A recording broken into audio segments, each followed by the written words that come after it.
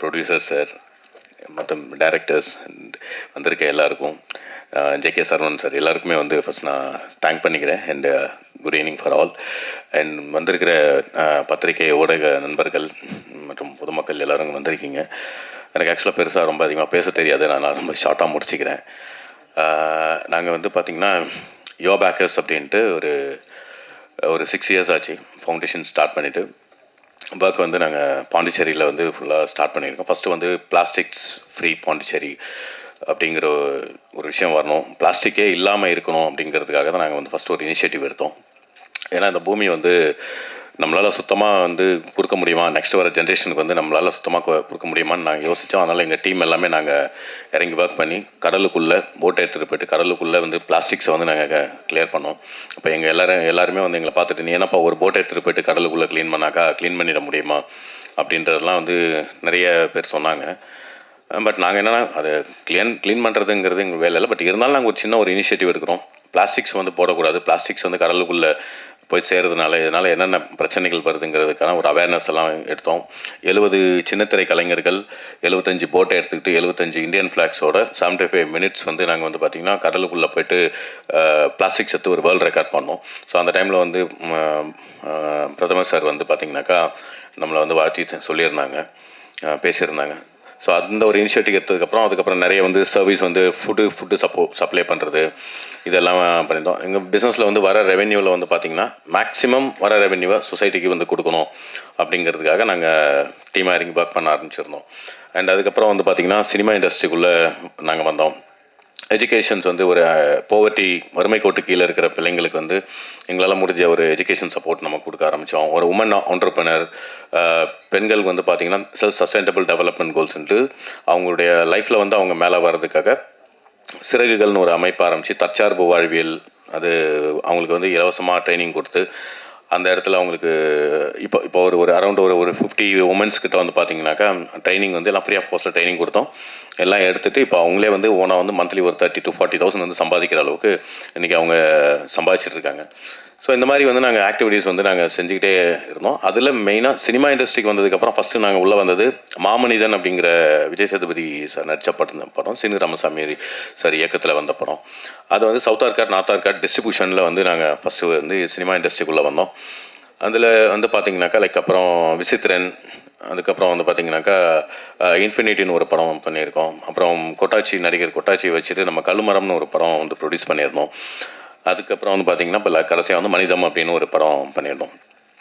So இதில் வந்து பார்த்திங்கன்னா எல்லா படங்களும் தேட்டரில் போய்ட்டு ரிலீஸ் பண்ணுறப்ப எங்களுக்கு வந்து பார்த்திங்கன்னா ஒரு பெரிய சேலஞ்ச் இருந்தது. ஏன்னா ஒரு தயாரிப்பாளராக இருக்கிறப்ப அந்த தயாரிப்பாளருடைய வழி என்ன அப்படிங்கிறது நாங்கள் தயாரிப்பாளராக இருக்கிறப்ப தான் அனுபவித்தோம். ஸோ எங்கே போனாலும் எங்களுக்கு வந்து ஒரு ஓடிடி பிளாட்ஃபார்ம் அந்த இடத்துல போகிறப்ப பெரிய ஒரு ரெகக்னேஷன் கிடைக்கல. ஒரு பெரிய லெவலில் இருக்கிற மூவிஸ் தான் வந்து பார்த்திங்கனாக்கா நல்லா பெருசாக ரீச் இருந்துச்சு. ஆனால் நம்ம சின்ன படங்களாக இருக்கட்டும் அதுக்கெல்லாம் வந்து ஒரு பெரிய ரெகக்னேஷன் கிடைக்கல. ஸோ அதுக்கப்புறம் நம்ம வந்து சினிமாவே வந்து நம்ம சர்வீஸாக பண்ணால் என்ன அப்படிங்கிறப்ப தான் நாங்கள் யோசித்து அதுக்கப்புறம் தான் இந்த பிளானே வந்து நாங்கள் எக்ஸிக்யூட் பண்ணோம். ஸோ நாங்கள் ஓனாக வந்து இப்போ பேசிக்கலி வந்து என்னுடைய பேக்ரவுண்ட் வந்து பார்த்திங்கன்னா ஏஐ அண்ட் சாஃப்ட்வேர் டெவலப்மெண்ட் தான். ஸோ நிறைய ப்ராஜெக்ட்ஸ் வந்து நாங்கள் வெளியில் இருக்கிறதெல்லாம் பண்ணி கொடுப்போம். பட் இந்த ஓடிடி பிளாட்ஃபார்ம் அப்படின்றது வரப்போ ஒரு நல்ல படங்கள் வந்து வெளியில் வந்து தெரியாமையே போகுது. தேட்டரில் வந்து பார்த்திங்கன்னா அதுக்கான வாய்ப்புகள் வந்து கிடைக்கல. அதனால் வந்து நிறைய படங்கள் வெளியில் இப்போ தெரியாமல் இருக்குது. ஸோ அதில் வந்து நம்ம ஓனாக இப்போ ஓடிடி பிளாட்ஃபார்ம் ஸ்டார்ட் பண்ணோடனே சரி இதை சர்வீஸாகவும் நம்ம பண்ணலாங்கிறப்ப தான் இப்போ மக்கள் வந்து தேட்டரில் போய்ட்டு படம் பார்க்குற மாதிரி ஓடிடிலையும் வந்து பார்க்கணுன்னா ஆர்டிஸ்ட் இருக்கிற வேல்யூவில் இருந்தால் மட்டும்தான் வந்து படம் வந்து பார்ப்பாங்க. அந்த மாதிரி இருக்கப்போ மக்களே பார்க்க தயாராக இல்லாதப்ப அதனால் ப்ரொடியூசர்ஸுடைய என்னென்னா அந்த அவங்களுக்கு ஒரு ரெவென்யூ வந்து பெருசாக வந்து ரெவென்யூ வந்து இங்கே யாருக்கும் கிடைக்கல. ஸோ எங்களுடைய மெயின் டார்கெட்டான ப்ரொடியூசர்ஸ் வந்து ஃபஸ்ட்டு சேஃபர் சைடில் இருக்கணும். ஏன்னா பணம் போட்டு இவ்வளோ முதல் போட்டு எடுக்கிற ப்ரொடியூசர்ஸ் வந்து நல்லா இருந்தால் தான் அடுத்து பல கலைஞர்கள் ஆகட்டும் நிறைய பேருக்கு சினிமா இண்டஸ்ட்ரியிலேருந்து வாய்ப்பு கிடைக்கும். அப்படிங்கிறப்ப எங்களால் முடிஞ்சதை நாங்களும் ஒரு பிளாட்ஃபார்ம் வந்து பண்ணியிருக்கோம். இது கம்ப்ளீட்டாக வந்து பார்த்திங்கன்னா நான் ப்ராஃபிட் ஓடிடி பிளாட்ஃபார்ம் அப்படிங்கிறப்ப எதுக்காக இப்படி வச்சுருக்கோன்னா நாங்கள் இப்போ இனிஷியலாக வந்து சப்ஸ்கிரிப்ஷனுக்கெல்லாம் எந்த விதமான சார்ஜஸுமே வந்து நாங்கள் வாங்க மாட்டோம். இம்பேக்ட் டிக்கெட் அப்படிங்கிற மாதிரி தான் வச்சுருக்கோம். ஒரு மூவியை வந்து பார்க்குறாங்க, மூவியை பார்த்துட்டு இஃப் அந்த யூசர்ஸ்க்கு வந்து சாட்டிஸ்ஃபைடு அப்படின்னு இருந்துச்சுனாக்கா அவங்க வந்து any kind of amount 50 rupees 100 rupees whatever வந்து அவங்க அமௌண்ட் வந்து பே பண்ணுவாங்க. பட் இதெல்லாமே வந்து பார்த்தா ஜிஎஸ்டி போக ரிமைனிங் அமௌண்ட் வந்து பார்த்தீங்கன்னாக்கா ஷேர் பேசஸில் வந்து பிரிஞ்சிடும். இதில் ப்ரொடியூசருக்கு வந்து ஒரு பெரிய ஷேர் வந்து போகும். அண்ட் அந்த பர்டிகுலர் மூவியில் ஒர்க் பண்ண டெக்னீஷியன்ஸு, இந்த ஆக்டர்ஸ் எல்லாம் இருக்காங்க, அவங்களுக்கு எல்லாம் வந்து இதில் ஒரு ஷேர் போயிடும். ரிமைனிங் இருக்கிற இதில் வந்து பார்த்தீங்கன்னாக்கா அந்த சோஷியல் காஸ்க்காக ஃபஸ்ட்டு நாங்கள் ப்ரியாரிட்டி எஜுகேஷனுக்காக தான் ஃபஸ்ட்டு ப்ரியாரிட்டி வந்து வச்சுருக்கோம். எந்த குழந்தைங்க லைக் ஒரு சிங்கிள் பேரண்ட் சைல்டு, அப்பா அம்மா இல்லாமல் ஆர்ஃபனேஜ் குழந்தைங்க இருக்காங்கன்னா அவங்களுக்கு இந்த ஃபண்ட்ஸ் வந்து போகிறது எல்லாமே நம்ம அப்ளிகேஷனுக்குள்ளே கஜானா அப்படின்ட்டு யோபாக்கஸ் கஜானான்னு ஒரு ஆப்ஷன் இருக்குது. அதில் க்ளீனாக வந்து எல்லாமே வந்து டிரான்ஸ்பரண்ட்டாக பார்த்துக்கலாம். இப்போ டெய்லி பேசிஸில் எவ்வளோ சப்ஸ்கிரிப்ஷன் ரீசார்ஜ் வந்திருக்கு அண்ட் வீக்லி மந்த்லி எல்லாமே க்ளீனாக பார்த்துக்கலாம். அதுக்கு எது ஸ்பெண்ட் பண்ணியிருக்கோம் இன்க்ளூடிங் அந்த பில்ஸ் மாதிரி இருக்கும். இப்போ நம்ம ஒருத்தவங்களுக்கு தையல் மிஷின் வந்து நம்ம கொடுக்குறோம் அண்ட் ஏதோ ஒரு ஆக்டிவிட்டி ஏதோ ஒரு இன்வெஸ்ட்மெண்ட் அவங்க பண்ணுறோன்னா எல்லாத்துக்குமே ப்ராப்பரான பில்ஸை வந்து நாங்கள் வந்து இங்கே அட்டாச் பண்ணிடுவோம். இது எல்லாரும் கேட்டாங்க, எப்படிப்பா நான் ப்ராஃபிட் நீ பண்ணுற, இது எப்படி ப்ராக்டிக்கலாக வந்து இது ஒர்க் அவுட் ஆகும், இந்த மாதிரி வந்து இது பெரிய இன்வெஸ்ட்மெண்ட்டு, ஹியூஜாக இன்வெஸ்ட்மெண்ட்டு தேவைப்படுமே, இதெல்லாம் எப்படி சமாளிப்பீங்க அப்படின்னாங்க. ஃபஸ்ட்டு என்ன, நாங்கள் ஒர்க் பண்ணிகிட்டு இருக்கோம், உழைச்சிட்டு இருக்கோம். எங்களுக்கு வர வருமானத்தை வச்சுக்கிட்டு இந்த சொசைட்டிக்கு ஏதாவது ஒரு விஷயம் நம்ம பண்ணணும்னு ஒரு முயற்சி தான். ஸோ இந்த முயற்சியில் வந்து பார்த்திங்கன்னா சப்போர்ட் வந்து எல்லாரும் சேர்ந்து சப்போர்ட் பண்ணாங்கன்னா டெஃபினட்டாக வந்து இந்த இடத்துல ஒரு பெரிய சக்ஸஸ் கொடுக்க முடியும் அப்படின்னு நாங்கள் நம்புகிறோம். ஏன்னா மற்ற ஓடிடி பிளாட்ஃபார்ம்லலாம் பெரிய ஓடிடி பிளாட்ஃபார்ம்லாம் வந்து பார்த்திங்கன்னா ரெகக்னேஷன் எங்களுக்கு கிடைக்கல. ஸோ அதனால் வந்து இந்த மாதிரி இருக்கிற தமிழ் சினிமாவில் இருக்கிற எல்லாருக்கும் லைக் இப்போ ப்ரொடியூசர்ஸ்லாம் வராங்கன்னா இதுக்கப்புறம் இந்த மூவிஸ் எல்லாம் இங்கே அவங்க நம்மக்கிட்ட வந்து லிஸ்ட் பண்ணுறாங்கன்னா அதுக்கான ரெவென்யூ அவங்களுக்கு வந்து கிடைக்கணும்.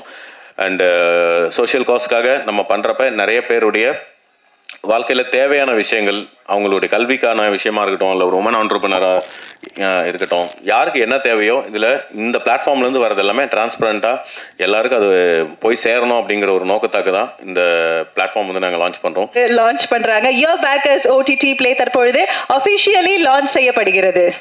எல்லாருக்கும் வணக்கம். முதல்ல பேச அழைத்ததுக்கு காரணம் நான் 3 மணிக்கே வந்துட்டேன். நீங்கள் இங்கே தானே இருக்கீங்க, மார்னிங் 9 to நைட் 9 வரைக்கும். இது எங்கள் ட்ராமாவில் ஒரு விஷயம் சொல்லுவோம், எவ்வளோ லேட்டாக ஆரம்பித்தாலும் கரெக்ட் டயத்துக்கு முடிச்சிருவோம் அப்படிம்போம். அது மாதிரி இப்போ 6 மணிக்கு அடுத்த ஷோ இங்கே இருக்கிறதுனால கண்டிப்பாக இது 5:45 முடிஞ்சிடும். அது ஒரு சந்தோஷமான செய்தி உங்களுக்கு. அண்டு ஓடிடி பிளாட்ஃபார்ம் வந்து ஃபஸ்ட்டு இது எனக்கு நம்முடைய கிஷோர் கூப்பிட்டாரு. துபாயிலேருந்து வெங்கின்னு என் பையனுடைய கிளாஸ்மேட், அவன் இதில் ரொம்ப நீங்கள் போய் வரணும்னு சொல்லி கூப்பிட்ட போது நான் பார்த்தேன், இன்விடேஷன் பார்த்தா 5 பேருக்கு மேலே ஆளே இல்லை. இது என்னது, இது பிரசாத் ஸ்டூடியோவில் 5 பேர் ஸ்டேஜ் இல்லையா, ஆச்சரியமாக இருக்கு அப்படின்னா அதுலேயும் 2 பேர் வரலை, 3 பேர் தானா அப்படின்னு நினச்சி வந்து பார்த்தா ஆஸ் யூஷுவல் மறுபடியும் ஃபுல் ஸ்டேஜ் இருக்குது. ஏனென்றால் இது வந்து இது வாழ்த்த வந்த நெஞ்சங்கள். அதை நீங்கள் நிறையா ஆடியோ லான்ச்செல்லாம் பார்த்துருப்பீங்க. சம்மந்தப்பட்டவங்கெல்லாம் கீழே உட்காந்துருப்பாங்க, நிறைய பேர் மேலே உட்காந்து இதை பற்றி பேசி, நிறைய பேர் அந்த படத்துக்கு சம்மந்தமே இல்லாத விஷயத்தை பேசி அது பெரிய வைரல் ஆகி அந்த படத்தை பற்றின லைன் ஒரே ஒன்று வந்து இந்த படத்தின் போது இவர் பேசியதுன்னு வந்துடும். அது நான் சொல்லுவேன், நிறைய அந்த மாதிரி படங்கள் ஆடியோ லான்ச் பண்ணும்போது அந்த படத்தை சம்மந்தப்பட்டவங்களை மேடையில் வச்சு அவங்களை பற்றி பேசினா தான் அது வெளியில் போய் சேரும். இந்த ஆடியோ லான்ச் வைக்கிற பர்பஸே அந்த படத்தை ப்ரமோட் பண்ணணும்னு. ஆனால் அங்கே வரக்கூடியவர்கள் பேசக்கூடிய விஷயங்கள் சிலது அவுட் ஆஃப் கான்டெக்ஸ்டில் போகும்போது அதுவாயிடும். இந்த எனக்கு இவங்ககிட்ட பிடிச்சது இவங்களுடைய சோஷியல் சர்வீஸ். கிட்டத்தட்ட 13 வருஷமாக பண்ணி கொண்டு 6 வருஷமாக. இப்போ நீ 13 எங்கே வந்தது? அவங்க தப்பாகிட்டாங்களா? சரி சரி பரவாயில்ல. 13 வருஷங்களுக்கு மேலே தொடர்ந்து பண்ணுவாங்கங்கிற நம்பிக்கையில் நம்ம வந்து இதை பேசுவோம். 6 வருஷம் பண்ணியிருக்கிறதுங்கிறது, ஏன்னா சமூக சேவை என்பதே சினிமாலேயே கூட நிறைய பேருக்கு அது சமூக சேவை தான். பேமெண்ட் வந்தால் தான் அது சினிமா, நமக்கு அது வந்து தொழில், இல்லைன்னா அது சமூக சேவை தான். வரதில்லை நிறைய பேருக்கு. இது வந்து நான் ப்ராஃபிட்டுன்னு சொன்னாங்க. நான் நிறைய வெளிநாடுகளுக்கெல்லாம் போகும்போது அவங்களும் போடுவாங்க, சார் நாங்கள் நான் ப்ராஃபிட் ஆர்கனைசேஷன்வாங்க. அப்புறம் போனப்புறம் தான் தெரியும் அந்த நான் மட்டும் தமிழில் இருக்கும், நான் ப்ராஃபிட் ஆர்கனைசேஷன் அப்படின்னு அது மாற்றிடுவாங்க. பட் இது அப்படி இல்லை. இவங்க பண்ணுற வேலைகள்லாம் பார்க்கும்போது ரொம்ப சந்தோஷமாக இருக்குது. நான் என் ட்ராமா முடியும் போது பேசுவேன், ஒருவேளை என் ட்ராமா உங்களுக்கு பிடிக்கலன்னா நீங்கள் கொடுத்த பணம் வேஸ்ட் இல்லை. நாங்கள் வருஷத்துக்கு ஒரு 100 ஸ்டூடெண்ட்ஸுக்கு ஃபீஸ் கட்டுறோம், புக்ஸ் வாங்கி தரோம், யூனிஃபார்ம் வாங்கி தரோம், வருஷத்துக்கு 200 பேர் வரைக்கும் ஃப்ரீ கேட்ராக்ட் ஆப்ரேஷன் பண்ணுறோம். அண்டு அதே போல் ஹாஸ்பிட்டலைசேஷனுக்கெல்லாம் உண்டான உதவிகள் எல்லாம் செய்கிறோம். எல்லாவற்றையும் தாண்டி மாதத்திற்கு 10 அல்லது 15 அனாதை பிணங்களை கொண்டு வந்து அடக்கம் செய்கிறோம். ஸோ இது நீங்கள் கொடுக்குற பணத்தில் தான் நாங்கள் இதெல்லாம் பண்ணுறோம் அப்படின்னு நம்ம சொல்லுவோம். ஏன்னா 2 விஷயம் இருக்குது. கொடுத்த காசுக்கு ட்ராமா பிடிச்சிதானா ஒன்று, என்னையா இவ்வளோ காஸ்ட்டு, ஏன்னா எங்கள் ட்ராமாவுக்கு ஃபஸ்ட் ஷோ டிக்கெட் 1000 ரூபா, லாஸ்ட் ஷோ டிக்கெட் 300 ரூபா, அந்த மாதிரி இருக்குது. பட் இந்த இலவசம் அப்படிங்கிறாங்க. நிறைய கஜானாங்கிற வார்த்தை போச்சுனோன்னு எனக்கு யாரும் கஜானா காலிங்கிறத இங்கே சொல்லிடக்கூடாதுங்கிறதுனால உங்கள் கஜானா சிறப்பாக இருக்க வேண்டும், நல்லா இருக்கணும். ஏன்னா நீங்கள் வேறு அப்பப்போ வெள்ளை அறிக்கை கொடுக்குறேன்னு இருக்கீங்க ஓப்பனாக இந்த இதில், அதெல்லாம் நல்ல விஷயந்தான். ஆனால் தயாரிப்பாளர்கள் என்பவர்கள், இது வந்து சினிமாங்கிறது ஒரு தொழில், கலைங்கிறது ஓகே, ஆனால் தொழில். போட்ட பணம் அந்த தயாரிப்பாளருக்கு வரணும். நடிகர் மட்டும் சம்பாதிச்சுட்டு போகிறேன், தொழில் செய்கிறவங்க பாக்கி இருக்கிறவங்க சம்பாதிச்சுட்டு போகிறோம் அப்படின்னா அது சரியாக இருக்காது. பணம் போட்டவர்களுக்கும் திருப்பி பணம் வந்தால்தான் அது வந்து ஒரு நல்ல தொழில். நீங்கள் இவ்வளோ சேரிட்டி பண்ணுறதுக்கு இந்த ஓடிடி பிளாட்ஃபார்ம் ஒரு நல்ல தொழிலாக அமைய வேண்டும் என்று நான் ஆண்டவனை பிரார்த்தித்துக் கொள்கிறேன். காரணம் வந்து எதுவுமே ஃப்ரீ கிடையாது உலகத்தில். நோ மீல் இஸ் ஃப்ரீ அப்படிம்பாங்க யூஎஸில். அந்த மத்தியானம் லஞ்சு சாப்பிடும்போது கூட அதை வந்து ஆஃபீஸ் மீட்டிங் ஆக்கி ஒரு பர்கரை சாப்பிட்டு மீட்டிங் இது அஃபிஷியல் ஆக்கிடுவாங்க, அந்த மாதிரி. ஸோ அண்ட் ஓடிடி பிளாட்ஃபார்ம் அப்படிங்கும்போது இன்னொரு விஷயத்தை நான் இப்போ பார்த்த 4-5 ட்ரெய்லர் பார்த்தேன், எல்லாருமே அந்த சமூக அக்கறையோடு எடுக்கக்கூடிய விஷயங்களாகத்தான் இருக்கிற மாதிரியாகத்தான் தெரியுது. அது வந்து அந்த மாதிரி மட்டுமே. இப்போ நான் என்டர்டெயின்மெண்ட் மீடியாவில் வந்து கொஞ்சம் உங்களுக்கு என்டர்டெயின்மெண்ட்டுக்கு உண்டான விஷயங்களும் இருக்கணும். இது நல்ல சில படங்கள் பாருங்கள், ஃபர்ஸ்ட் ஹாஃப் முழுக்க காமெடியாக இருக்கும், செகண்ட் ஹாஃப் சென்டிமெண்ட் போய் கிளைமேக்ஸ் ஆக்ஷனில் போய் எல்லா விஷயங்களுமே இருக்கும். ஆனால் அந்த ஓடிடிக்குன்னு எடுக்கும்பொழுது, குறும்படம்னு எடுக்கும்போது பார்த்தா ஒரு சோக காட்சி, ஒரு பரிதாபமான நிலைமை, அப்படியே நம்ம வர வேண்டியது கிடையாது. அதை தாண்டின ஒரு உங்களுக்குள்ளேயே இப்போது ஃப்ரீங்கிறதுனால உட்காந்து பார்த்துட மாட்டாங்க. அவங்களுக்கு பார்க்க ஆரம்பிக்கும் பொழுது அந்த முடிகிற வரைக்கும் நம்ம இன்ட்ரெஸ்ட்டு க்ரியேட் பண்ணக்கூடிய கண்டென்ட்டை நம்ம கொடுக்கணும். அதுக்கு நீங்கள் உங்கள் டெக்னிக்கல் டீம்லாம் என்ன வேணால் இருக்கலாம், ஆனால் அந்த கண்டென்ட்டை செலக்ட் பண்ணுற டீம் நல்ல டீமாக வைத்து கொள்ள வேண்டும். ஏன்னா ஓடிடியில் கூட முன்னாடியே பணம் கொடுத்து யார் படம் வாங்குறாங்க? பெரிய படம் யார் பார்ப்பார்களோ, பெரிய ஆர்டிஸ்ட் படம் யாரோ அந்த படங்கள் தான் வாங்குறாங்க. ஷேரிங், ரெவின்யூ ஷேரிங்லாம் ஓகே உங்களுக்கு பிடிச்சிது, ஆனால் அந்த ரெவின்யூ ஷேரிங்க்கு முன்னாடி அந்த ப்ரொடியூசர் எத்தனை ரூபாய் இன்வெஸ்ட் பண்ணணுங்கிறது இருக்குது. அப்போது அந்த ப்ரொடியூசர் என்ன நினைப்பார், நமக்கு இந்த ரெவ்யூ ஷேரிங்கில் நமக்கு இந்த பணம் வருமா அப்படின்னு நினைப்பாங்க. அதனால் நீங்கள் நிறையா யோசித்து நிறையா விஷயங்கள் பண்ணுங்கள். ஏனென்றால் எந்த தொழிலுமே எடுத்தோன்னே டிஸ்கரேஜ் பண்ணக்கூடாது. ஆனால் அதே சமயம் ப்ளஸ் அண்ட் மைனஸ் எல்லாவற்றையும். யூகி சேது வந்திருக்காரு, வாங்க இங்கே உங்களுக்கு தான் அந்த ஷேர். அது வாங்க பாஸ், உங்கள் ஃபோட்டோவை போட்டு ஆளே காணுன்னு வாங்க வாங்க. யூகி சேது அவர்கள் தொலைக்காட்சியினுடைய முன்னோடி இவர்களாம் தான், வாங்க.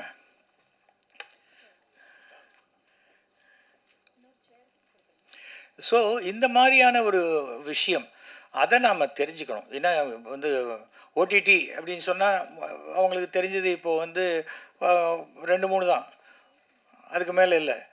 நெட்ஃப்ளிக்ஸு, அமேசான், அப்புறம் அதுக்கு அடுத்தது சன் நெக்ஸ்ட்டு, இப்படிலாம் வந்துடுது. அப்புறம் நம்மளுடைய விஜய், ஸ்டார் விஜய், இதெல்லாம் இருக்குது. இதெல்லாம் தாண்டி நம்ம ஜெயிக்கணும்.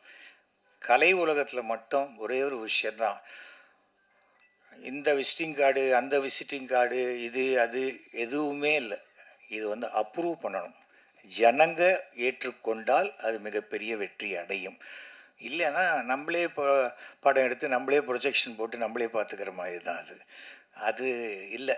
அதனால் நல்லா ஒர்க் பண்ணுங்கள். நல்ல யங்ஸ்டர் டீம் நல்லா இருக்கீங்க, இளைஞர்களுக்கு வாய்ப்பு கொடுக்கணும் அப்படிங்கிறீங்க. ஆனால் அதே சமயத்தில் முதியோர்களுடைய அனுபவங்களையும் எடுத்துக்கொள்ளுங்கள், அதுதான் ரொம்ப முக்கியம்.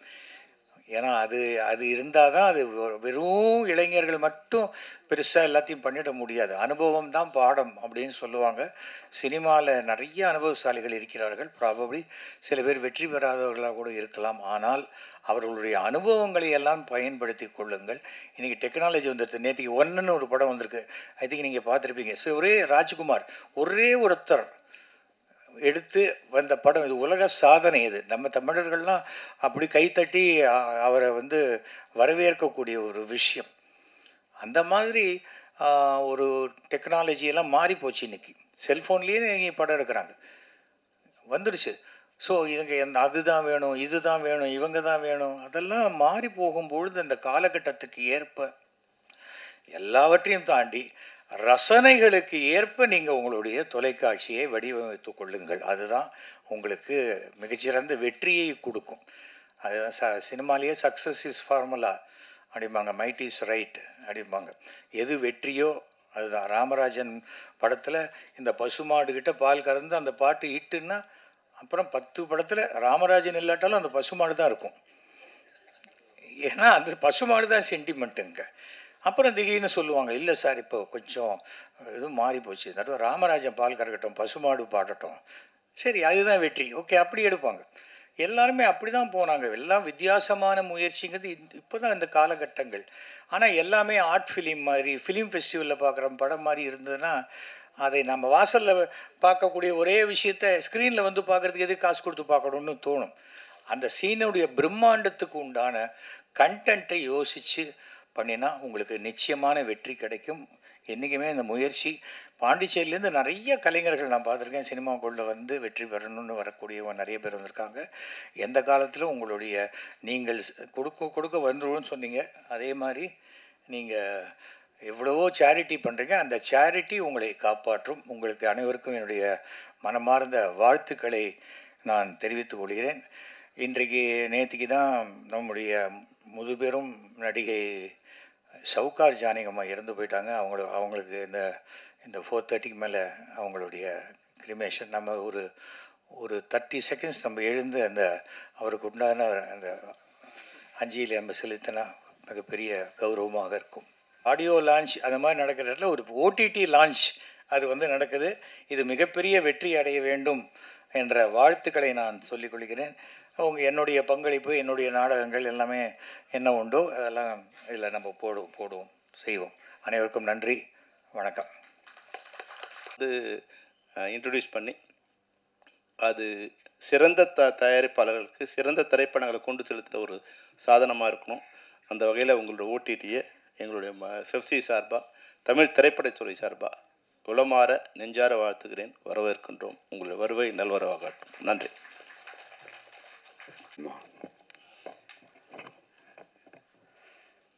6 மணினா இன்னும் 19 நிமிஷம்தான் இருக்குது. இவ்வளோ பேர் எப்படி பேச போகிறீங்கன்னு தெரியல. ஷார்ட்டாக முடிச்சுக்கிறேன். இவரை இருந்திருக்கக்கூடிய அனைவருக்கும் என்னுடைய நன்றிகள். யுவர் பேக்கர்ஸ் ப்ளே நிறைய விஷயம் செல்வமணி சார் சொல்லிட்டு போயிட்டாங்க. பட் அதான் நினச்சிட்டு இருந்தேன் நம்ம பேசணுன்னுட்டு. ஓடிடின்னு சொன்னாவே அது ஒரு பண முதலைகளுடைய கோட்டை. அந்த கோட்டைக்குள்ளே வந்திருக்கீங்களே, இது தனியாக இருக்கும்போது கேட்கணும்னு நினச்சது தான். பட் அது எல்லாத்தையுமே சார் உடச்சிட்டு போயிட்டார். அமேசானோ நெட்ஃப்ளிக்ஸோ சாதாரணமாக வரல. அவங்க போட்டிருக்க இன்வெஸ்ட்மெண்ட்லாம் நம்மளால் சினிமாவில் நினச்சி கூட பார்க்க முடியாத இன்வெஸ்ட்மெண்ட் வேர்ல்டு வைடு. இப்போ விளையாட்டுக்கு இலங்கை போயிட்டோம்னா சில ஓடிடிஸ் இருக்காது. அங்கே நெட்ஃப்ளிக்ஸ் இருக்கும், அமேசான் இருக்கும். இன்னொரு கண்ட்ரி செசல்ஸ் போயிருந்தேன் நான். அங்கே போனோம்னா அங்கே நெட்ஃப்ளிக்ஸ் இருக்குது, அமேசான் இருக்குது. அந்த ஊருக்கு சினிமாவே கிடையாது. அவன் அதை சுற்றி என்ன சினிமா இருக்கோ அதை இங்கே தூக்கி வச்சுருக்கிறான். ஸோ உலகம் முழுவதும் அவன் சினிமா பண்ணிகிட்டு இருக்கிறான். அவன் தமிழ்நாட்டிலேயே சினிமா பண்ணுறான். அப்போ தமிழ்நாட்டில் சினிமா பண்ணுறதுக்கு ஒரு ஓடிடி பண்ண முடியுமா அப்படின்னு பார்த்தா அது கவர்மெண்ட் தான் பண்ணணும்.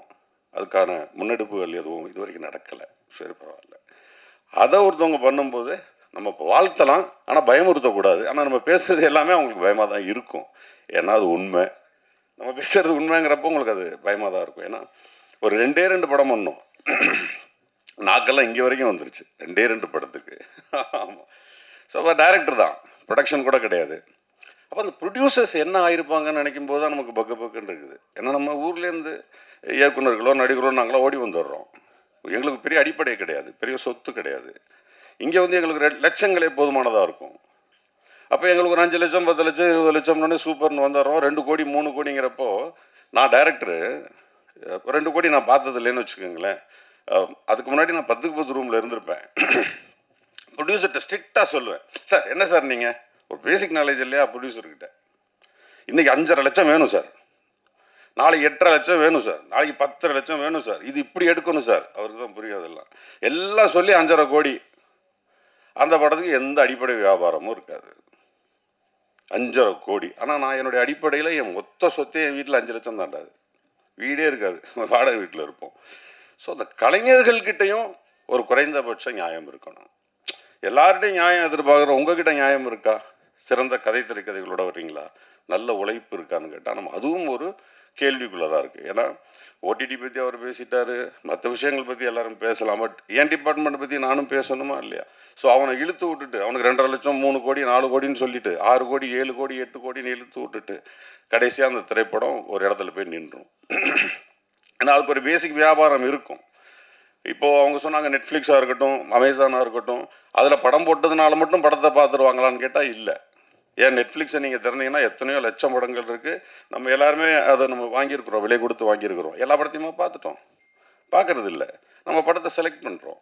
அமேசான்ஸில் லட்சக்கணக்கான படங்கள் இருக்குது, செலக்ட் பண்ணுறோம். ஹாட்ஸ்டாரில் லட்சக்கணக்கான படங்கள் இருக்குது, செலக்ட் பண்ணுறோம். ஓப்பனாக சொன்னால் அதில் இருக்கிறதுல 10 விழுக்காடு திரைப்படங்கள் கூட நம்ம பார்க்கறது இல்லை. அதை நம்ம வருஷத்துக்கு காசை குட்டி வாங்கி வச்சுருக்கிறோம். அப்போ சினிமா எதை நோக்கி இருக்குது? எனக்கு இந்த மாதிரியான சூழலில் இந்த மாதிரியான படங்கள் வேணும்னு இப்போ மனுஷன் நினைக்கும் போது அதுக்கு சில படங்கள் தான் வருது. நம்ம சில படங்கள் தான் எடுக்கிறோம். சில நேரங்களில் காலமும் சூழ்நிலையும் திரைப்படங்களை தீர்மானிக்குது.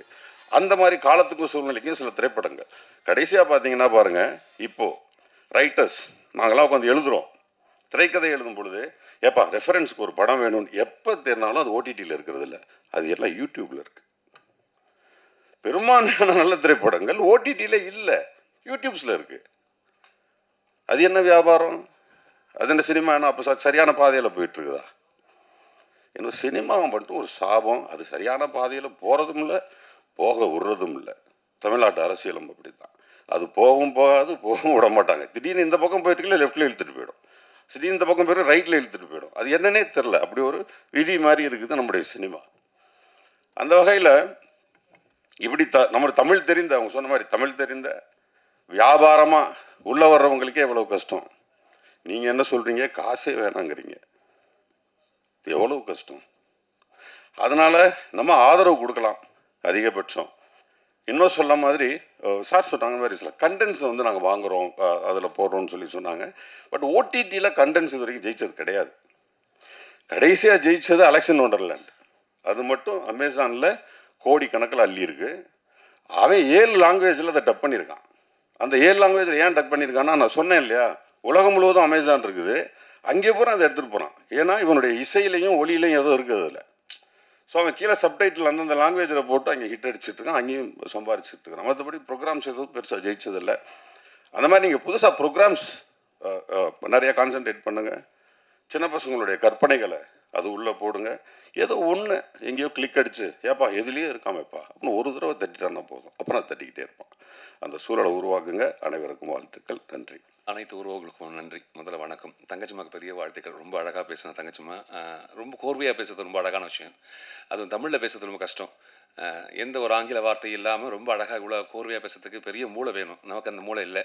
அதனால் தங்கச்சிக்கு பெரிய வாழ்த்துக்கள். இவ்வளோ நாள் பேசுறது தங்கச்சிக்கு ஒரு கை தட்டிக்கலாம். நீங்கள் எவ்வளோ அழகாக தொகுத்து வழங்குறது ரொம்ப கஷ்டம். உண்மையிலே இவ்வளோ பேரை ஞாபகம் வச்சுட்டு பேசுகிறதே கஷ்டம். அது எழுதி வச்சு பேசணும், அதை மறந்துடும். அப்படி இந்த மூளை அப்படி தான், எல்லாத்தையும் மறந்துடும்.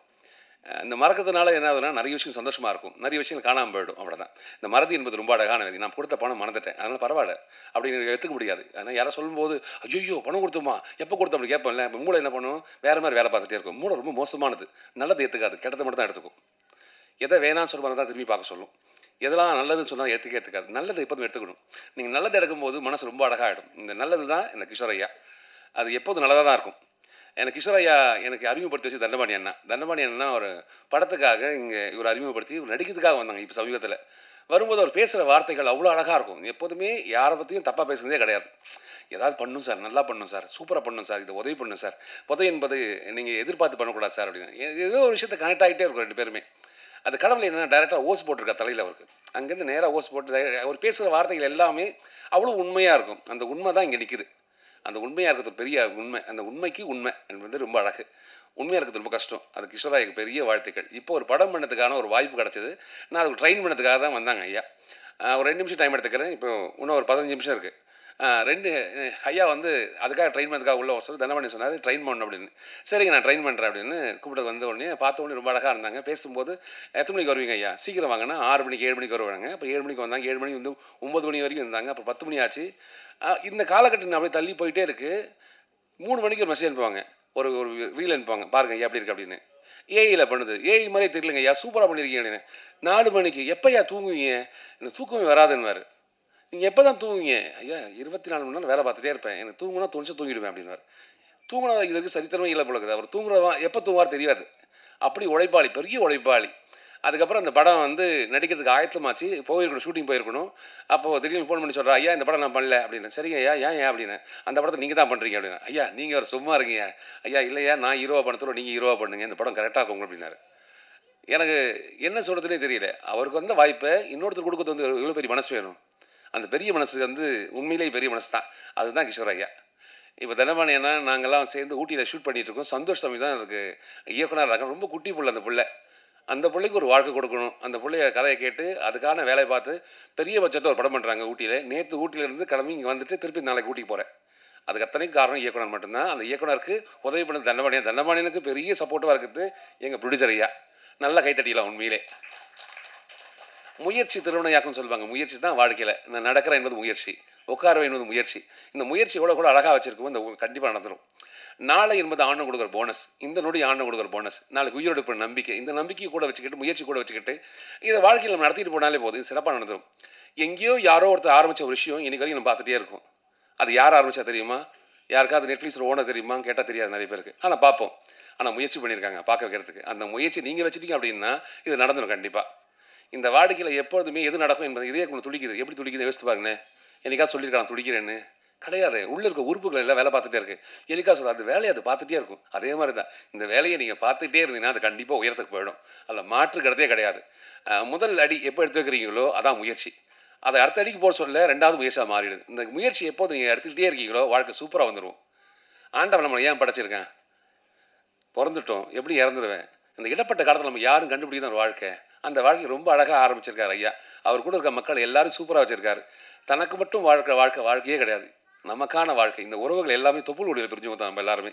ஏன் தொப்புள் கொடி உங்ககிட்ட இருக்கும், இந்த தொப்புள் கொடி அங்கே இருக்கும். எல்லாரும் ஒரு தொப்புள் கொடி தான். அதுலேருந்து பிரிஞ்சு வந்தது தான் நம்ம எல்லாருமே.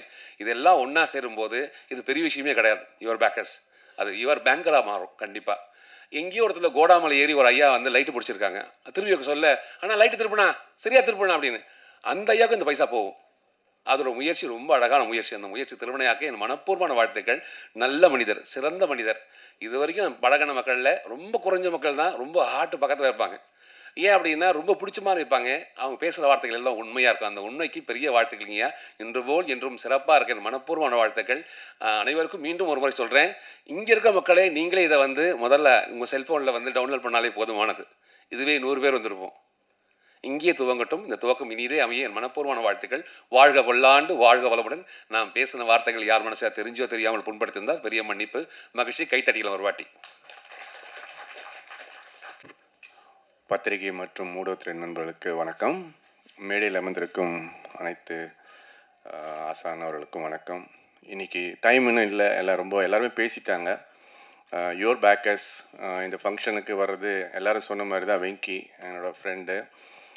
என்னென்னே தெரியாது, உடனே போங்கன்னு அவசரப்படுத்துவார் எப்பயுமே. சரி இங்கே வந்து பார்த்த பிறகு கிஷோர் சாரோட ஒர்க், யுவர் பேக்கர்ஸுக்கு பேக்காக இருக்கிற கிஷோர் சாருக்கு ரொம்ப நன்றி அண்ட் வாழ்த்துக்கள் சார்.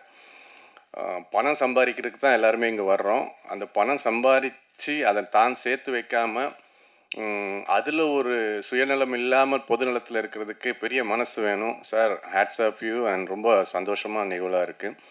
இன்றைக்கி ஒரு ஓடிடி லான்ச் ஆகுது. இன்றைக்கி சினிமா தயாரிப்பாளர் சங்கம் வந்து காலவரையற்ற ஸ்ட்ரைக் அனௌன்ஸ் பண்ணிட்டாங்க. இது என்ன நடக்க போகுதுன்னே தெரியல. ஆல்ரெடியே தயாரிப்பாளர் பயங்கர நஷ்டத்தில் இருக்காங்க. இவங்க வந்து கால அறவற்ற பட தயாரிப்பு நிறுத்தாட்டிட்டாங்க. எல்லாமே நாளையிலேருந்து எல்லாமே ஸ்டாப் நினைக்கிறேன். கண்டிப்பாக நீங்கள் அதை எழுதணும். என்ன எந்த நோக்கி சினிமா போயிட்டுருக்குன்னு தெரியல. அந்த மாதிரி டைமில் யுவர் பேக்கர்ஸ் மாதிரி ஓடிடி வந்து மக்களுக்கு நல்ல படங்களை தேர்ந்தெடுத்து பண்ணணும். சார் நல்ல கண்டென்ட்டாக தேர்ந்தெடுங்க. கண்டிப்பாக வெற்றி பெற என்னுடைய வாழ்த்துக்கள். நிறைய சம்பாதிச்சுட்டு வந்து எங்கே டாக்ஸிலையோ அந்த ஊருக்கு போகலாமா? எங்கள் பெரிய டாக்ஸிலா. ரொம்ப நன்றி. ஜோஷிலாவா? தௌஷிலாவா? 10 days கொடுங்க, ப்ராக்டிஸ் பண்ணுங்க. இப்போ எக்ஸ்ட்ராடினரி கம்பேர் அந்த இவர் சொன்னது போல் தமிழும் ஆங்கிலமும் சரளமாக பேசக்கூடியவர். போஸ் வெங்கட் சொல்லிட்டே இருக்காரு, இன்னும் 5 நிமிஷம் தான் இருக்குது, இன்னும் 4 நிமிஷம் தான் இருக்குன்னு டென்ஷன். எனக்கு தெரிஞ்ச வரைக்கும் இன்னும் 30 செகண்ட் தான் இருக்குன்னு நினைக்கிறேன். எல்லாரும் சொல்வது போல் துபாய் வெங்கி தள்ளி விட்டு அப்புறம் தான் கிஷோர் இவர் அறிமுகமானார். ஸோ எல்லோரும் வெங்கியோட ரெப்ரசன்டேஷனோட அங்கே வந்திருக்கோம். அவர் அங்கே துபாயில் இருக்கிறதுனால. ஸோ உங்களுடைய வாழ்த்துக்கள், உங்களுடைய இந்த முயற்சி திறமையாகட்டும். அந்த காலத்தில் பாண்டிச்சேரி போவோம், காரை ஓட்டிகிட்டு போவாங்க. நீங்கள் ஓட்டிட்டு பாண்டிச்சேரியிலேருந்து காரை ஓட்டிகிட்டு வந்திருக்கீங்க. இந்த ஓடிடிங்கெலாம் ரொம்ப புரியாத ஒரு விஷயமா இருக்குது. அது முதல்ல தேட்டரில் ஓட்டிட்டு வாங்க, அப்புறம் தான் ஓடிடின்றான். அது என்ன புரியல எனக்கு. இப்போ பஞ்சதந்திரம் சுமாரான ஹிட்டு தான் தியேட்டரில்.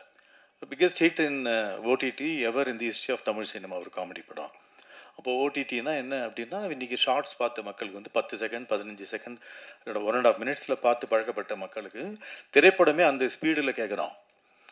ஏன்னா குறைஞ்சபட்சம் ரொம்ப அந்த காலத்தில் எம்கேடி தியாகராஜ ஸ்பீடில் இருக்க எஸ்ஜே சூர்யாவே இன்றைக்கி அவ்வளோ தூரம் போயிடுச்சு. அப்போது how do you make a film அப்படின்னா, அந்த 1.5 minutes கேப்சூலில் ஃபாஸ்ட்டாக போ அப்படி. ஜார்ஜ் லூக்கஸ் நடிகர்களுக்கு எப்போவுமே சொல்லுவார், ஃபாஸ்டர் லவுடர்னுவார், ஃபாஸ்டர் லவுடர்னுவார். எல்லாம் சினிமாவே இப்போ ஃபாஸ்டர் அண்ட் லவுடராக போனதுனால எங்கே வேணால் கட் பண்ணி எங்கே வேணால் நீ சொருகலாம். Make it in form of different shorts, 1.5 minutes into 2 minutes into so 120 minutes divided by 2. அத்தனை ஷார்ட்ஸுக்குள்ளே நீ கொண்டு அடக்கு அப்படின்னு சொல்கிற இந்த ஏஸ்தெட்டிக்ஸ் ஆஃப் சினிமாவே மாறிவிட்டது. அப்போது என்னன்னா, the buyer dictates what you should do. ஏஸ்தெட்டிக்ஸாக வந்து இதுதான் ஃபஸ்ட்டு டைம் வந்து எப்படி சொன்ன டெய்லர் முதல்ல கொடுத்துட்டான், பேண்ட்டை தைச்சிட்டான், அதுக்கேற்ற மாதிரி நம்ம கால் கை வெட்டணுங்கிற அளவுக்கு இன்றைக்கி வந்து சினிமா வந்திருக்கு. இது ஒரு பக்கம். ஏற்கனவே உலகத்தில் இல்லாத ஒரு இடர்பாடு தமிழ் இந்தியாவுக்கு வேண்டி தான் உண்டு. என்னென்னா இன்ட்ரோல்னு எல்லா ஊர்லேயும் 1.5 hour தான், நம்ம ஊரில் 2.5 hour. ஏன்னா இன்ட்ரோல் ஒன்றுக்கு போனோம்.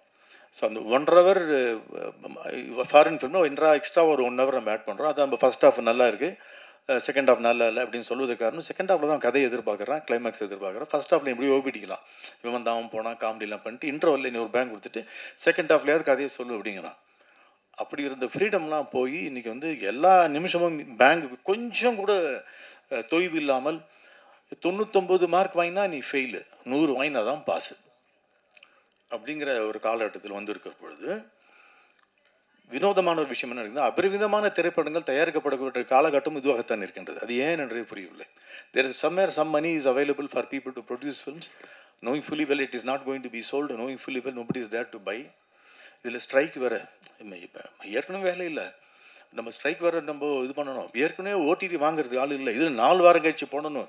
தயவு செஞ்சு யார் போடுற முதல்ல காட்டுங்க கண்ணுக்கு அப்படிங்கிற மாதிரி ஒரு சுச்சுவேஷனில் எல்லாரும் பெரியவங்களுக்கு கொடுக்கக்கூடிய ஒரு பிரச்சனைகளோ அவங்க அந்த ஒரு நிபந்தனைகளோ யங்ஸ்டர்ஸ்க்கோ இல்லை புது சின்ன படங்களுக்கு கொடுக்கவே கூடாது. அவன் படம் பண்ணுறதே பெரிய விஷயம். நீங்கள் வந்து நான் ப்ராஃபிட் ஆர்கனைசேஷன் அப்படிங்கிறீங்க. எல்லா ப்ரொடியூசருமே நான் ப்ராஃபிட் ஆர்கனைசேஷன் தான் நடத்திட்டு இருக்காங்க. அவனுக்கு கண்ணுக்கு தெரிஞ்சு பார்த்ததில்ல. 200-250 படம் எடுக்கிறாங்க. எந்த காலத்திலுமே 1895 ஆரம்பிக்கப்பட்ட சினிமா இன்று 130 வருடங்கள் ஆகிவிட்டது. எப்பொழுதுமே ஒரு 8-10% விழுக்காடு தான் வெற்றி படங்கள் என்றைக்குமே எல்லா ஊர்லேயுமே. இப்போ இன்னும் குறைந்து கொண்டு தான் வருகிறது, அதிகமாக தான் தெரியல கண்ணுக்கு. அப்படிங்கிறப்போ எங்கோ ஒரு இடத்துல எப்போ கொஞ்சம் 100 படங்கள் எடுத்தப்போ ஒரு 10 படம் ஓடிச்சு. இப்போ 200 படம் எடுக்கிறப்போ 20 படம் ஓடிச்சு. அப்போ என்ன இல்லை, 200 படம் எடுக்கும்போது 10 படம் தான் ஓடுதுன்னா அப்போ தேவையில்லாமல் ஒரு 100 படம் எடுக்கிறோமா எங்கேயோ? அது என்னவோ தாலி அப்புறம் கட்டிக்கிறேனே, ஃபஸ்ட் நைட் முதல்ல முடிச்சிடன்ற மாதிரி ஷூட்டிங் முதல்ல படத்தை முடிச்சுவிடும், விற்கிறலாம் அப்புறம் பார்த்துக்கலாங்கிற அந்த விஷயத்தை கொஞ்சம் நிறுத்திவிட்டு இந்த படம் விற்குமா, நிஜமாக விலை இப்போ நிற்கிறதுக்கு போட்டி தாங்குமா, எழுதும்போது பேப்பர் பென்சிலில் பெரிய காசெல்லாம் செலவு இல்லை, அப்பொழுதே நம்ம வந்து கொஞ்சம் அந்த முன்னெச்சரிக்கையோட கருத்தடை செய்து விட்டோம் என்றால் அப்போ தான் உங்களுக்கு நிம்மதியாக இருக்கலாம் என்று எனக்கு தோன்றுகிறது.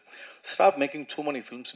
அதுக்கு நல்லா யோசிங்க, இந்த படம் கண்டிப்பாக வெற்றி அடையும் என்று யோசிங்க. இல்லைன்னா பட்ஜெட் ரொம்ப கம்மி பண்ணுங்கள். இவர் எஸ்.வி. சேகர் சொன்னார், இது மாதிரி மாடு பாடணும், இப்போல்லாம் ராமராஜன் வந்து ஆடணும்னு சொல்கிற மாதிரி மாடு பாடி சூப்பர் ஹிட்டு. இப்போது போன வாரம் சைனாவில் ஒரு அம்மாவும் அவரோட பையனும் ஒரு 5 வருஷமாக குட்டி குட்டியாக ஸ்கூல் பசங்க டிராயிங் போடுற மாதிரி போட்டு ஒரு பசுமாடை பற்றி ஒரு படம் சூப்பர் ஹிட்டுங்க. அப்போ என்ன கேட்குறான், படம் பண்ணுறவன் கொஞ்சம் ஏழையாகவோ கொஞ்சம் ரொம்ப வசதி இல்லாதவனாகவோ ஒரு நல்ல படம் செய்து அவனுக்கு முதுகில் தட்டி கொடுத்து நீ வளரடா கண்ணு அப்படின்னு சொல்கிறேன். அந்த ஒரு மனோபாவம் மக்களிடையே ஒரு மனிதாபம் இருக்கிறது. அதையும் நீங்கள் மைண்டில் வைத்துக்கொண்டு உருப்படியான படங்கள் எக்ஸ்ட்ரீம்லி லோ இன் பட்ஜெட்டில் இஸ் ஈஸிலி பாசிபிள். அப்சஷன் அதான் ஹிட்டு. காலங்காலமாக அதான் சொல்லி 30 வெறும் $10,000 எடுத்து பிளார் விச் ப்ராஜெக்ட் வந்து $100 மில்லியன் சம்பாதிச்சது. ராபர்ட் ராட்ரிகஸ் ப்ரொடியூஸ் பண்ண அந்த எல் மரியாச்சி அப்படிங்கிற படம் வந்து வெறும் $10,000. அதில் நடித்த ஆளில் $4,000 கொடுத்தான். மொத்தம் $6,000 எடுத்தப்பட்ட $125 மில்லியன் சம்பாதிச்சது. ஸோ காசு இல்லாமலும் நீ வந்து ஒப்பற்ற திரைப்படங்களை செய்யலாம் என்ற அந்த ரீதியிலே மனம் போக வேண்டும். எனக்கு தோணிச்சு, எனக்கு ஒரு கனவு இருக்குது, எனக்கு ஒரு படம் எடுக்கணுங்கிற ஆசையெல்லாம் பேப்பர் பென்சில் பிரிண்டிங்கோடு நிறுத்திக்கோ. படமாக பண்ணணும்னா எக்கச்சக்க கோடிகள் திரும்பி வர வேண்டும் என்பதை மனதில் வைத்துக்கொண்டு எடுப்பவர்களும் அப்படி நினச்சி படம் எடுக்கணுன்றது எனக்கு தோன்றுகிறது. உங்களோட வென்யூவில் நீங்கள் வந்து நிறைய இவர் போஸ் வெங்கட் சொன்னது போல் செல்வமணியும் சொன்னது போல் மக்களுக்கு பிடித்தா மாதிரி அப்படிங்கிறதுல ஒரு பெரிய அட்வான்டேஜ் என்ன இருக்குன்னா, நீங்கள் 1.5 மினிட்ஸ் ஷார்ட்ஸாக ஒன்றா சேர்ந்து கோர்த்து ஒரு மாலையாக தயாரித்து அதில் நீங்கள் விட்டிங்கன்னா people will start tuning in to your OTT. But be very cautious about the quality. எல்லாரும் வாங்க அப்படின்னா அதுதான் இல்லை என்பது தான் திரைப்படம் மீண்டும் மீண்டும் நமக்கு சொல்லி புத்தி காட்டுகிறது. ஸோ நல்ல குவாலிட்டி என்ன மீன் பண்ணுறோம்னா ஜனரஞ்சகம் என்பது முக்கியம். திரைப்படத்தில் நம்ம பேசிக்கலாம், நம்ம தெரிந்து கொள்ளாத ஒரு விஷயம் பல நான் பிஹெச்டி பண்ணதே அதில் தான் பண்ணியிருக்கேன். மக்கள் வந்து ஒரு 10 நிமிஷம் ஒரு ஒரு ட்ராவல் பண்ணுறான், இல்லை ஒரு 1 hour ட்ராவல் பண்ணி ஒரு மெனக்கெடுக்கிறான், க்யூவில் நிற்கிறான், காசு கொடுத்து டிக்கெட் வாங்குறான். Cinema is the only product which is bought without knowing what the product is. சட்டனா போட்டு பார்த்து வாங்குறோம், வேஷ்டி போட்டு பார்த்து வாங்குறோம், இட்லி சரியில்லைனா இன்னொரு இட்லி கொடுன்றோம். சினிமா மட்டும்தான் வாங்கிய பிறகு நோ ரீஃபண்டு. என்னன்னே தெரியாது, என்ன ப்ராடக்ட்னே தெரியாது, காசு முன்பணமாக கொடுத்து விடுகிறோம், ஒரு சீட்டில் உட்காந்துக்கிறோம், இருட்டில் போட்டு அடக்கி வைக்கிறான். அதுக்கே திருவிழா கும்பல்லாம் வந்து பெரிய விஷயம், செலிப்ரேஷனாக போகணும், இருட்டிலேயே வச்சுக்கிறேன், பலான விஷயம் தான் இருட்டில் பேசுவேன். இந்த டெட்லி காம்பினேஷன் சினிமா கொண்டு இருக்கிறதுனால் அப்போ அது என்ன இருக்க வேண்டும் அந்த ஸ்க்ரீன்லுங்கிறது அதுக்கு ஒரு சில கோட்பாடுகள்லாம் இருக்குது. எதோனா எடுத்தாலும் 5060 பயிரிடுவது எப்படி, அத்வைதம் துவைத்தம் இப்போ என்ன அப்படின்னு பற்றி பேசினா கல்வெடுத்து அடிச்சிடுவான். There is some reason. First half, second half, beginning, middle, end, இன்னும் ஒரு கோட்பாடுகள் இதனால் தான் வருகிறது. Because of these conditions. இதெல்லாம் மனதில் வைத்துக்கொண்டு எங்கடா போய் நிற்குது அப்படின்னா, ஜனரஞ்சகமாக என்டர்டெய்னிங்காக இருந்தால் அதற்குள் உன் கருத்தை நீ வைத்துக் கொள்ளலாம். ஆனால் கருத்தை மட்டும் படமாக எடுத்தால் அது வந்து வீட்டில் நீ வச்சுக்கோ, மக்கள் அது காசு கொடுத்து வாங்க மாட்டான். Because you're taking money from him அப்படிங்கிறது அதை வச்சுக்கணும். ஸோ இதெல்லாம் மனதில் வைத்துக்கொண்டு ஜனரஞ்சகம்னா the more the people the better the product அப்படின்னு மனதில் வைத்துக்கொண்டு make it happy, make it jovial, make it have a content that has a beginning middle ட்ராமாட்டிக்காக இருக்கணுங்கிறது வந்துச்சு. ஸோ இதை மனதில் வைத்துக்கொண்டு ஓடிடி ஆகட்டும் திரைப்படமாகட்டும் ஜனரஞ்சகமான ப்ராடக்ட் எடுக்க வேண்டும். நீங்கள் எந்த படம் வேணால் வாங்க முடியாது. அதுக்கு மக்களும் புரிந்து கொண்டு அதுக்கேற்ற மாதிரி படத்தை எடுத்தால் உங்களை மாதிரி ஓடிடியும் வாழும். படம் முன்படம் போட்டவர்களுக்கும் ஒரு நல்லபடியாக இருக்கும். நீங்கள் வந்து இந்த 20% ஒர்க்கர்ஸ் தரேன்றீங்க, செல்வமணி ஹாப்பி ஆடுவாப்பில், அதுக்கெல்லாம் செல்வமணி இருக்காப்புல, ப்ரொடியூசருக்கும் ஏதாவது கொஞ்சம் கொடுத்தீங்கன்னா பாவம் அவனு கொஞ்சம் கொடுக்குறீங்களே அந்த சார் மீண்டும் ஒரு நன்றி அதற்காக. So wish you all the best. Thank you very much.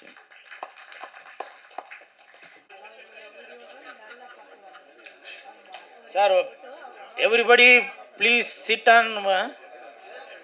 Everybody take your seat. Sir Yugi Sethu sir, நீங்கள் பேசி முடிச்சிட்டீங்க, நான் பேச போகிறேன். Please take your seat. இது அவர் பேர் போஸ் வெங்கட் சார், நீங்கள் வெயிட் பண்ணுறீங்களா கிளம்புறீங்களா? ஓகே ரெடிடா, பாருங்க உங்களுக்கு தெரியுது அவசரம்.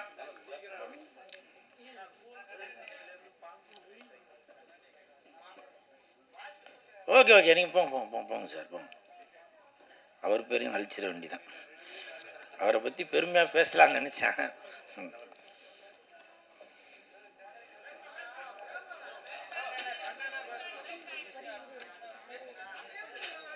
கண்டென்ட்டாக தான் பேசுகிறேன், கோபத்தோடு தான் பேசுகிறேன்.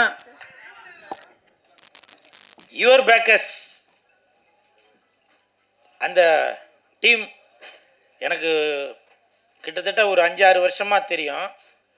நேற்று நைட்டு ஒரு 11:30 மணிக்கு அவர் பேர் கிருஷ்ணராஜ் சார், இப்போ வந்து கிஷோர் ஆதித்யா அப்படின்னு சொல்லி பேர் மாற்றிருக்காரு. அவர் வந்து கிட்டத்தட்ட எனக்கு ஒரு 5-6 வருஷமாக தெரியும். பொதுவாக சொல்லுவாங்க இல்லையா, நாங்கள் வந்து ஒரே தட்டில் சாப்பிட்டவங்க அப்படின்னு. அப்படின்னு ஒரு ஒரு வாய்க்கு சொல்லுவாங்க. ஆனால் உண்மையிலேயே நானும் சாரும் ஒரே தட்டில் சாப்பிட்டால்தான். சுதந்திர தினம் 75வது சுதந்திர தினம் அப்போது 75 போட் எடுத்துக்கிட்டு பாண்டிச்சேரி கடலுக்குள்ளே போய் அங்கே உள்ள, அதாவது கடலுக்குள்ளே வந்து சில பிளாஸ்டிக் பொருள்லாம் இருக்கும், அதெல்லாம் எடுத்துகிட்டு வர்றது அப்படின்னு சொல்லி சில சமூக சேவையெல்லாம் சொல்லி பண்ணோம் அப்போ. ஸோ எனக்கு வந்து அப்போ இருந்தே அவர் வந்து அவ்வளோ பழக்கம். என்னுடைய உடம்புல ரத்தம், நாடி, நரம்பு, கிட்னி, கல்லீரல்லாம் இருக்குனாக்கா அதில் எதனா ஒரு பார்ட்டு கண்டிப்பாக நம்ம கிஷோர் ஆதித்யா அவர்களுடைய பேர் இருக்கும். இதுக்கு யாரும் கை தட்டாதீங்க, அவங்கெல்லாம் போயிட்டாங்க, இன்னும் சேர்லாம் குறைஞ்சிருச்சு. அதே மாதிரி இப்போ இங்கே வந்திருந்தவங்களுக்கு கூட பெருசாக அவங்களுக்கு கிஷோர் சாரை வந்து பழக்கம் இருக்குமா அப்படின்ற எனக்கு தெரியல. ஆனால் எனக்கு தெரியும், நான் கண் கூட பார்த்தவன். அவ்வளோ உதவி அவ்வளோ உதவி பண்ணிகிட்ருப்பார். ஒரு தடவை நான் பாண்டிச்சேரிக்கு போயிருக்கப்ப ஒரு ஆட்டோவில் ஏறலான்னு போகிறப்ப அப்போ அவர் வந்து சொன்னார், சார் நீங்கள் யுவர் பேக்கர்ஸ் கூட சேர்ந்து ஒர்க் பண்ணீங்களா அப்படின்னு சொல்லிட்டு எனக்கு வந்து அன்றைக்கி ஆட்டோ காசு வேணாம் அப்படின்னு சொல்லி சொன்னார்.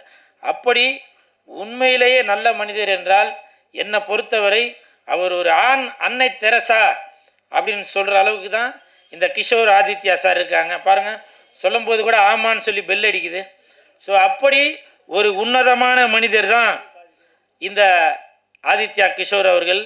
அவர் ஆரம்பிச்சிருக்கிற இந்த யுவர் பேக்கர்ஸ் ப்ளே, அந்த ஓடிடி, அவருக்கு என் மனமார்ந்த வாழ்த்துக்கள். அதாவது நான் ப்ராஃபிட், பணம் வேணாம் அப்படின்ற ஒரு ஐடியாவோடு தான் ஆரம்பிச்சிருக்காரு. ஏன்னா மக்கள் பணம் மக்கள்கிட்ட தான் இருக்கணும் அப்படின்னு நினைக்கிறாரு. மக்கள் பணத்திலேருந்து ஒரு பைசா கூட தொடமாட்டேன், தொடவும் விடமாட்டேன், தொட்டாலும் விடமாட்டேன், இதற்கு முன் தொட்டவர்களையும் விடமாட்டேன் அப்படின்னு எப்படி சட்டமன்றத்தில் விஜய் சார் சொன்னாருங்களோ அதே மாதிரி இப்போவும் 2031 ஒருவேளை பாண்டிச்சேரியிலேயோ இல்லை தமிழகத்திலே கூட முதலமைச்சராக கூட வரலாம். அப்படி ஒரு சிறப்பு மிக்க நமது கிஷோர் ஆதித்யா அவர்களுக்கு என் மனமார்ந்த வாழ்த்துக்களை தெரிவித்துக் கொள்கிறேன். அதே மாதிரி இங்கே பேசும்போது எல்லோரும் சொன்னாங்க ஸ்ட்ரைக் வந்துருச்சு, அதனால் படம் வந்து இனிமேல் ஷூட்டிங் நடக்குமா அப்படி இப்படின்னு சொல்லி சொன்னாங்க. அது வந்து நான் நியூஸ்லாம் பார்த்தேன். அப்போ பார்த்துட்டு அதை நான் கமெண்ட்லாம் படித்தேன், என்னென்ன சொல்லியிருக்காங்கன்னு. பொதுமக்கள் யாருமே கவலைப்படவே இல்லைங்க. அவங்க ஒரே வார்த்தை தான் போட்டிருக்காங்க, என்னன்னாக்கா படம் வந்தாலும் சரி வராட்டி சரி அதை பற்றி எங்களுக்கு கவலை இல்லைங்க, எங்களுக்கு சட்டசபையில் நடக்கிறதே அது ஒரு படம் மாதிரி தான் இருக்குது. ஃபைட்டு வேணுமா ஃபைட்டு இருக்குது, சாங்கு வேணுமா சாங் இருக்குது, காமெடி வேணுமா காமெடி இருக்குது அப்படின்னு அந்த கமெண்ட்டில் உள்ளவங்க எல்லாரும் போட்டிருந்தாங்க. அப்போ தான் நான் யோசித்தேன், நான் யுவர் பேக்கர்ஸ் ப்ளே அந்த ஓடிடியில் படங்கள் மட்டும் போடாதீங்க, இன்றைக்கி சட்டமன்றத்தில் நடக்கிற அந்த விஷயங்களையும் நீங்கள் ஓடிடியில் போட்டிங்கனாக்கா படம் ஓடுறத விட அந்த சட்டமன்றத்தில் ஓடுறது நல்லா பிச்சுக்கிட்டு ஓடும் அப்படின்னு என்னுடைய ஒரு கணிப்பு.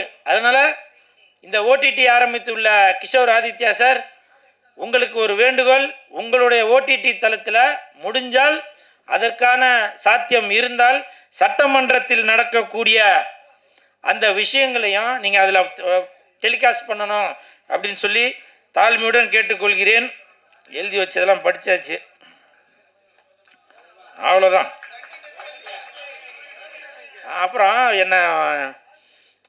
என்னை வந்து லேட்டாக ஏற்றுனாங்க ஸ்டேஜில். நான் நைட்டு 11:30 மணிக்கு தான் கிஷோர் சார் வந்து என்கிட்ட பேசினார். கூல் இந்த மாதிரி நாளைக்கு வந்து இந்த மாதிரி ஒரு நிகழ்ச்சி இருக்குது வாங்க அப்படின்னு. நான் திண்டிவனத்தில் இருந்தேன். அப்போ திண்டிவனத்தில் இருக்கேன், அங்கேருந்து வரணுமே சார். இல்லை நீங்கள் வாங்க கண்டிப்பாக வரணும் அப்படின்னு சொல்லி சொன்னார். இங்கே வந்ததுக்கப்புறமும் இங்கே உட்காரும்போது பின்னாடி உள்ளவங்க சொன்னாங்க, சார் டைம் ரொம்ப கம்மியாக இருக்குது, கொஞ்சமாக பேசிடுங்க. அப்போ கிஷோர் சார் சொன்னார், இல்லைங்க அவர் பேசட்டும் அப்படின்னு சொல்லி சொன்னார். இது எதுக்காக சொல்கிறேன்னா, கஷ்டப்பட்டு ஒரு நிகழ்ச்சி நடத்துகிறவங்களுக்கு தாங்க தெரியும். சொல்லுவாங்கள்ல, அந்த கோழி முட்டை போடுறதுக்கு தான் அந்த இதோட வலி தெரியும் அப்படின்னு. அது மாதிரி இவ்வளோ செலவு பண்ணி அந்த நிகழ்ச்சி பண்ணும்போது அது கொஞ்சம் ப்ராப்பராக பண்ணுங்க அப்படின்னு சொல்லி நான் ரிக்வெஸ்ட் பண்ணி கேட்குறேன். புரியுதுங்களா? ஏன்னா எதுக்காக இவ்வளோ செலவு பண்ணி இந்த விஷயம் உங்களுக்கு மக்களுக்கு போய் சென்றடையணும் அப்படின்னு நினைக்கிறாங்க. நான் நைட்டு 11:30 மணிக்கு என்னை வந்து பேசுனதால் அந்த இன்விடேஷனில் என் பேர் போடாமல் இருக்கலாம், அதை நான் ஒத்துக்கிறேன், எனக்கு தெரியும் பேர் போடல. அதுக்காக இங்கே யார் யார் வந்திருக்கா என்ன ஏது, ஏன்னா இன்றைக்கி 2000 கேமரா இருக்குது. எதுக்காக?